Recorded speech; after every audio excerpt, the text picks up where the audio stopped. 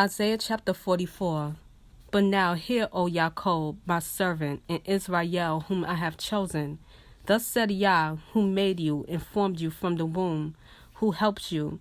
Do not fear, O Jacob, my servant, and Yarushun, whom I have chosen. For I pour water on the thirsty, and floods on the dry ground. I pour my spirit on your seed and my blessing on your offspring. And they shall spring up among the grass like willows by streams of water. One says, I belong to Yah. Another calls himself by the name of Jacob. Another writes with his hand onto Yah, and the names himself by the name of Israel. Thus said Yah, sovereign of Israel, and his Redeemer, Yah of hosts, I am the first, and I am the last. Besides me, there is no Elohim. And who is like me?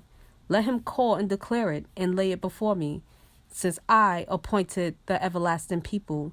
In the events that are common, and those who do come, let them declare these to them. Do not fear nor be afraid. Have I not since made you hear and declare it? You are my witnesses. Is there an Eloi besides me? There is no other rock, I know not one. Those who make an idol, all of them are emptiness, and their delights do not profit, and they are their own witnesses. They neither see nor know, so they are put to shame. Who will form a mighty one or cast an idol that is of no value? See, all the companions are ashamed, and the workmen, they are but men. Let them all be gathered together. Let them stand up. Let them fear. Let them be put to shame altogether. The craftsman in iron with the tools works one in the coals, and fashions it with hammers, and works it with the strength of his arms. Even so he shall be hungry and has no strength. He drinks no water and is weary. The carpenter stretches out his rule. He outlines it with chalk. He fashions it with the plane. He outlines it with the compass. It makes it like the figure of a man according to the comeliness of a man to remain in the house. He cuts down cedars for himself and takes cypress and oak, which he raised among the trees of the forest. He has planted a pine, and the rain nourishes it. And it shall be for a man to burn, for he takes some of it and warms himself. He also kindles it and shall bake bread. He also makes a mighty one and bows himself to it, has made it a carved image and falls down before it. Half of it he shall burn in the fire. With this half he eats meat. He roasts a roast and is satisfied.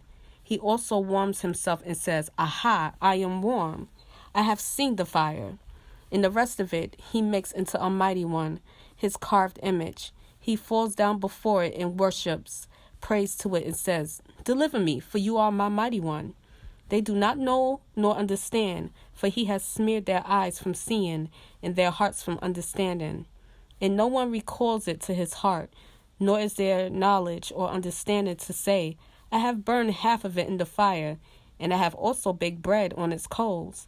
I have roasted meat and eaten it, and I shall make the rest of it an abomination.